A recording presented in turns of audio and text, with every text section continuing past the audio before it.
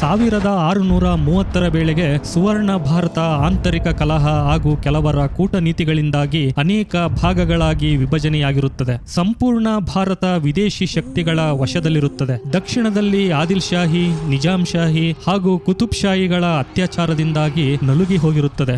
ಉತ್ತರದಲ್ಲಿ ಮುಘಲರು ಸಂಪೂರ್ಣ ಭಾರತವನ್ನ ವಶಪಡಿಸಿಕೊಳ್ಳಲು ಇನ್ನಿಲ್ಲದ ಕ್ರೂರತ್ವವನ್ನ ಮೆರೆದಿರುತ್ತಾರೆ. ಭಾರತೀಯರು ತಮ್ಮದೇ ನೆಲದಲ್ಲಿ ಗುಲಾಮರಂತೆ ಬದುಕಿರುತ್ತಾರೆ. ಇಂಥ ಸಮಯದಲ್ಲೇ ಒಬ್ಬ ವೀರ ಮರಾಠನ ಜನನವಾಗುತ್ತದೆ.